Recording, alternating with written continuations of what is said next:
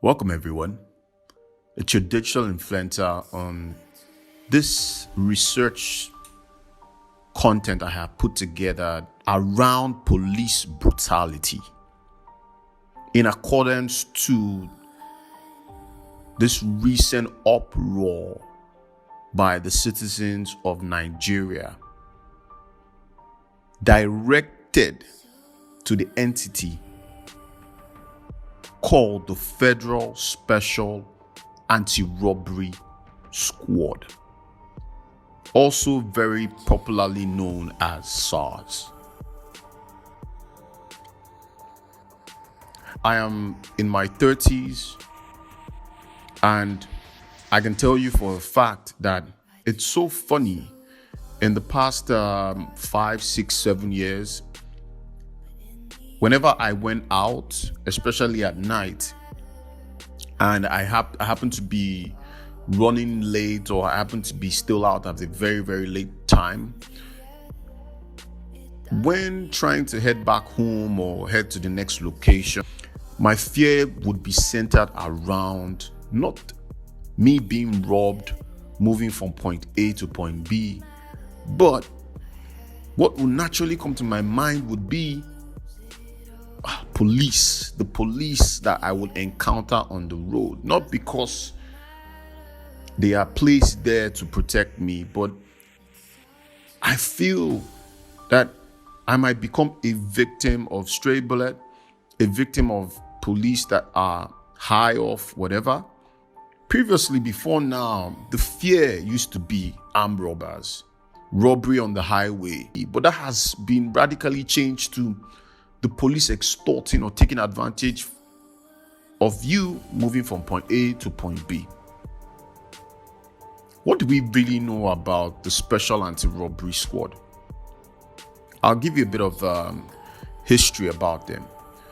In 1992, a high-ranking army official was stopped at a checkpoint in Lagos. And as a result of situations not known to us particularly, this high-ranking military official was killed. Now, we all know what would be the next step if a policeman kills a military man, especially if you're from Nigeria, Lagos, any other part of the state. You will know that some form of a reprisal would take place, and that happened. And obviously, the police took off on their heels. Some, as rumor has it, even resigned from the Nigerian police force.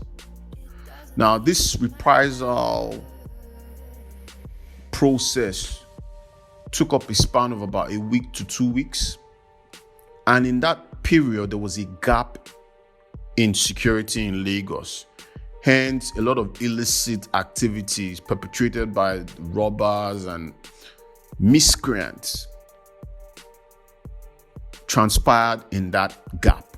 The Nigerian police force sat down and created the Special Anti-Robbery Squad to tackle the menacing effect of robberies and other related crimes in Lagos. Now, the squad was saddled with the responsibilities of addressing and attacking criminal activities on a level advanced, meaning they would most of the time be more or less like undercover policemen.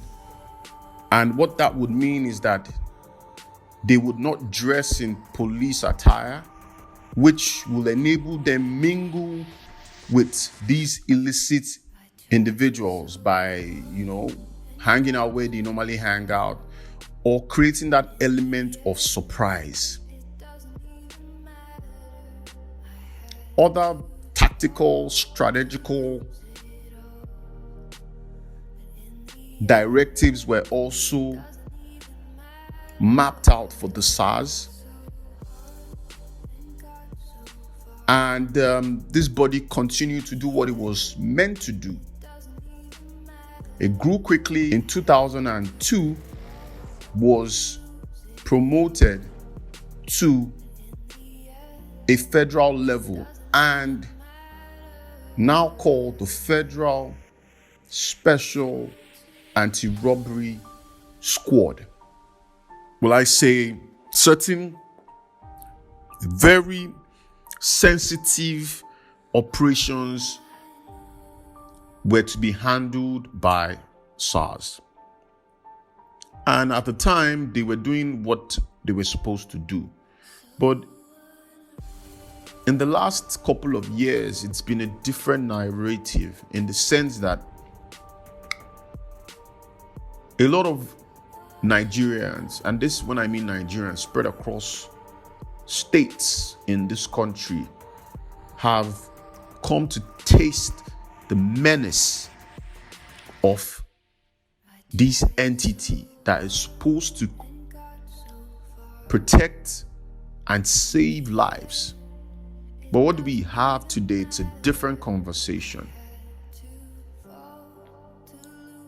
Now, I'm only here today to put the content together to make you understand, we understand, that SARS has to be brought to book. The perpetrators of these heinous crimes where people were killed innocently, where extortion was placed as the norm of their activities. I can't even begin to give you numerous examples of innocent Nigerians that have fallen into what I call stereotyping by these officials of SARS. Don't get me wrong, right? The initial formation of this entity was tailored towards solving a particular problem, a particular challenge that we faced as a country at the time. But over the years, and in most recent times, these entities have taken the powers handed over to them to protect you and I to their advantage. I call on each and every citizen of Nigeria to understand that police brutality and every other form of injustice against every citizen of this country should be looked down upon, should be frowned upon, should never be given a place to bloom and grow. I feel that the power truly is in our hands. A minister, a senator, is no different from you and I. Shall we continue to experience all forms of discriminations, all forms of extortism, all forms of bad governance? The content today is created so that we can have a place to better understand the challenges of police brutality in this country. My usual fashion, I will see us all at the top.